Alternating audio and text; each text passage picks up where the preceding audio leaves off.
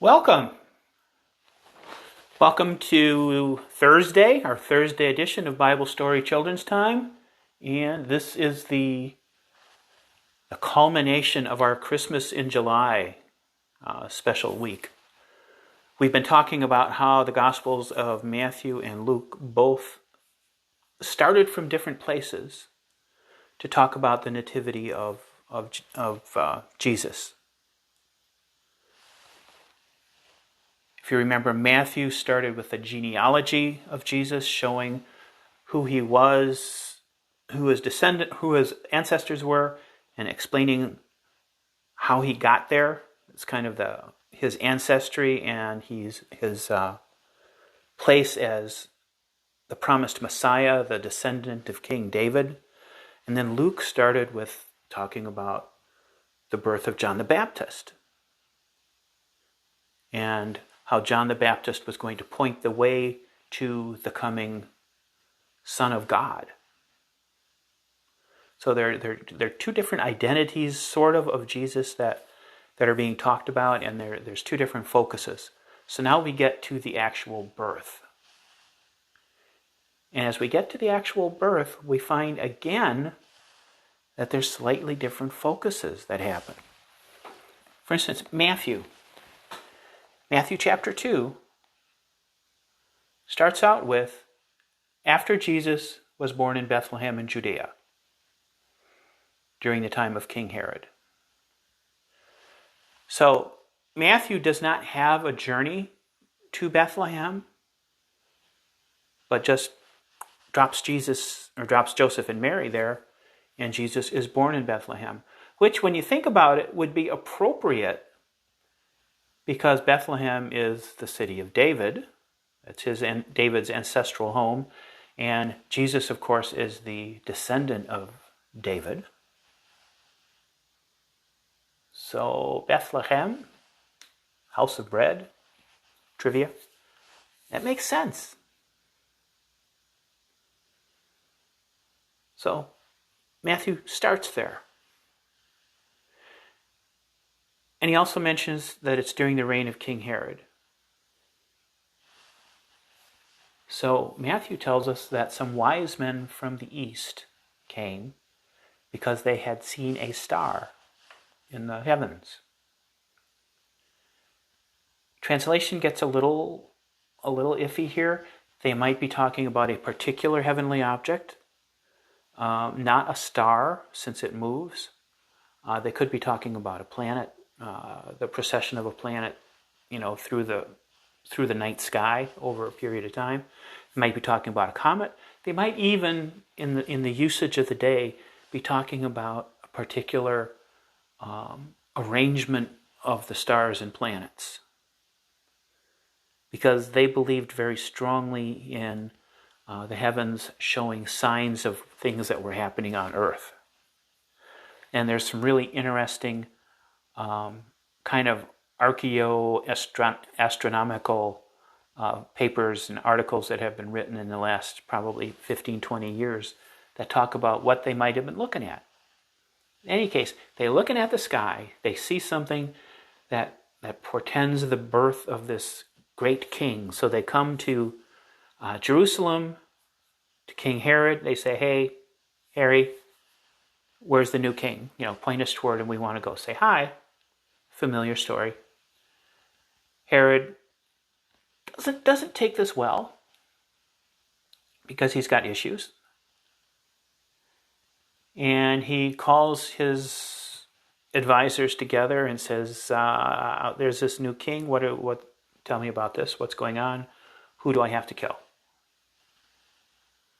And they tell him that there is this prediction, there's this prophecy, from ancient times of a Messiah being born from the line of King David. So, yeah, if that's happening, maybe it would be happening down in Bethlehem because that's where, King David's line originated. So, if there's anything, not that we're saying there is, but if there's anything, they should look down there. Typical advisors, they hedge as much as they can. So Herod goes back to the Magi, says, you know what, guys, I just talked to my folks, and they said this new king you're looking for is probably in Bethlehem, so you want to go down there, check it out. And when you do find him, come back and let me know, because, hey, I want to go say hi. Which, of course, flat out lie. He just wants to kill him. So the Magi depart. By the way, we don't know how many there were. The 3 wise men, the image we have, I think we've talked about it before, that just comes from the fact that they brought 3 gifts, gold, frankincense, and myrrh. So we don't know how many there were. There were at least 2 because it's plural. Could have been more than 3. Eventually, the wise guys find their way down to Bethlehem. They poke around and they visit at their home, it says.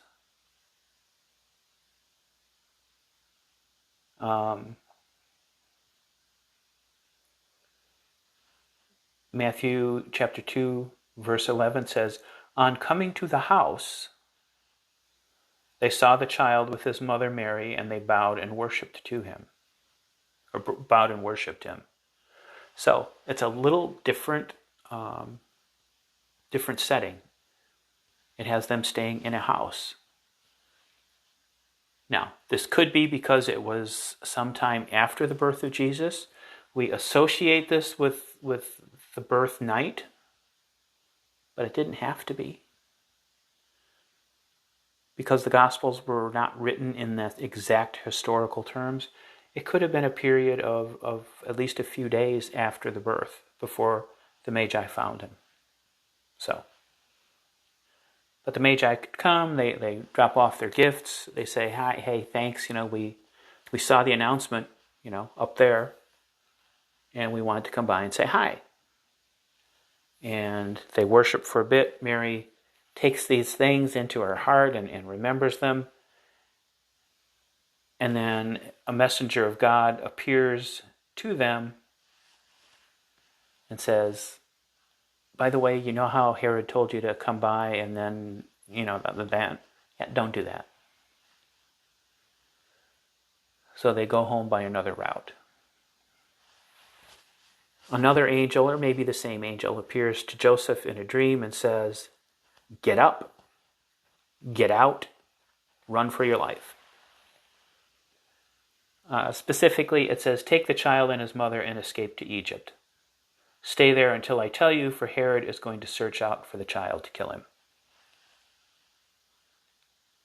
And Joseph leaves with Mary and Jesus in tow. And Herod is enraged when he finds out that the wise men have left him, and he knows, he's got this quandary.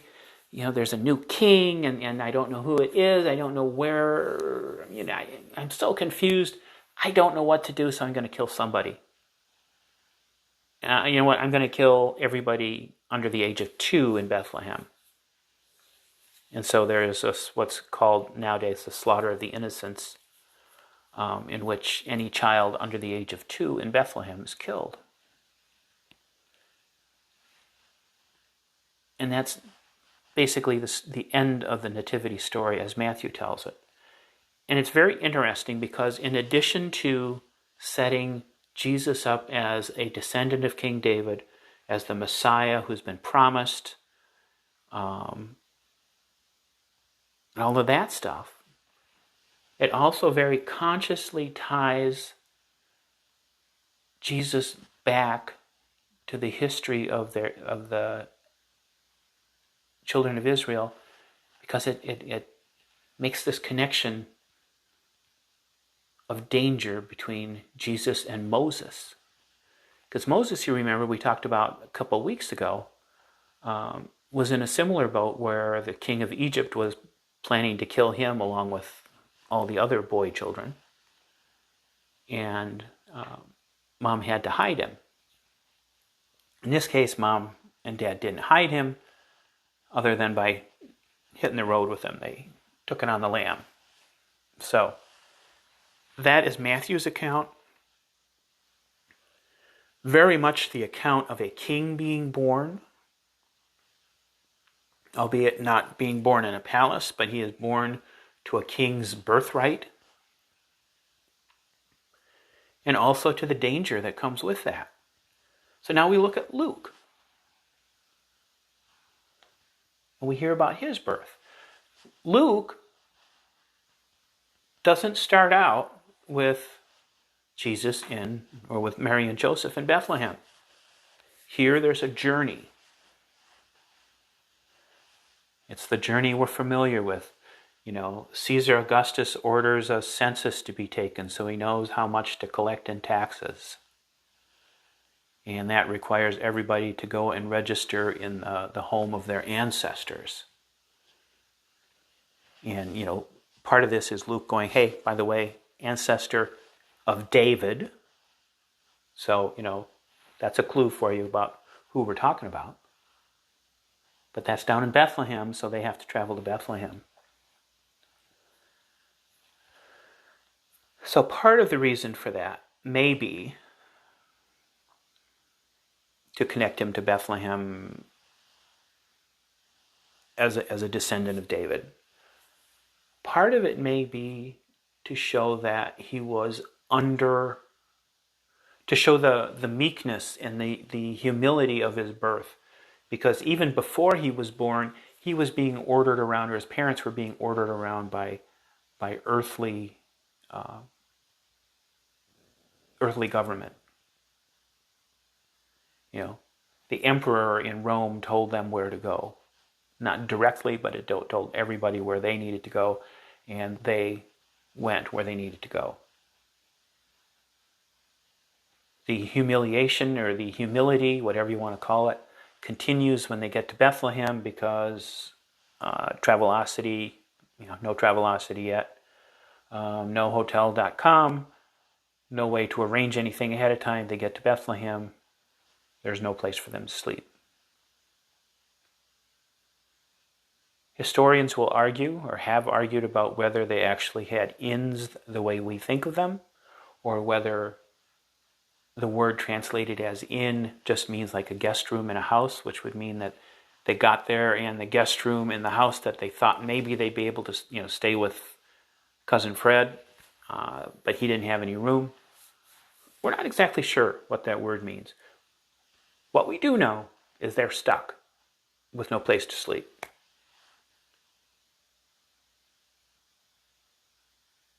So, because of that, they were sleeping in a stable. They were staying in a stable. And that is where Jesus is born. And my goodness, you don't get more humble than that. He's born where the calves and the lambs and the, donkey colts are born. And Luke wants to emphasize that. And then after he's born,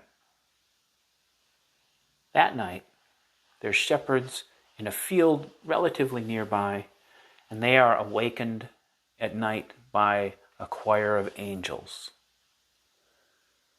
First, they proclaim that the angel says, "Do not be afraid, I bring you good news that will cause great joy for all the people. Today in the town of David, a Savior has been born to you. He's the Messiah, the Lord. This will be a sign to you. You will find a baby wrapped in clothes lying in a manger."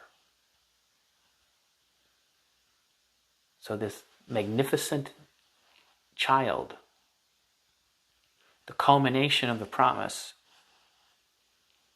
is laying in a stable, wrapped in clothes, in a manger. This thing out of which animals eat. And then a whole bunch of angels appear, and they're singing a little short song of praise. And the disciples, very excited now, go into Bethlehem. They say, okay, we got to find this guy, see what's going on. And they hurry off. They find Mary and Joseph and the baby in the stable. And then after they have paid their respects, they go off and they spread word about what they heard. So in a very direct sense, Luke tells us that these shepherds, these most common and humble of people in the culture of Israel at that time, are the first ones to learn of Jesus, and they are the first ones to evangelize, to spread the gospel.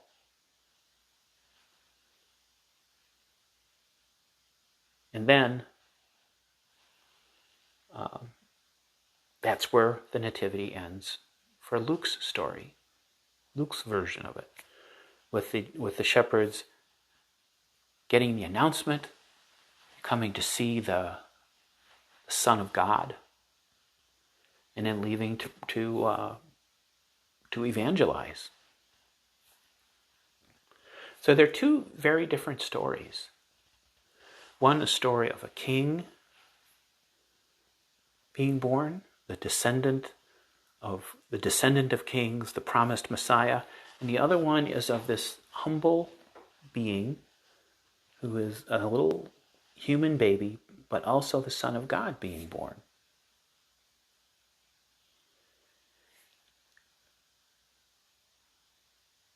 And it's easy and even tempting to get hung up on the differences. Why are the stories so different?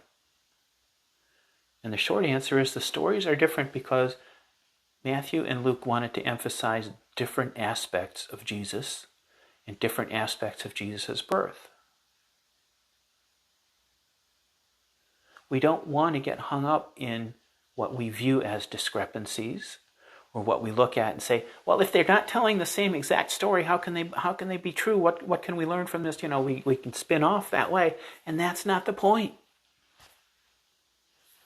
The point is, both of these writers, both of these followers of Jesus Christ, and this is almost 2,000 years ago they were writing, they knew this great story about Jesus and his birth. They knew that the King, the Son of God, had been born right there in River City, right there in Bethlehem. And they wanted to tell people about it. And they wanted to tell people about it in a way that they could understand who Jesus was. And that's just what they did.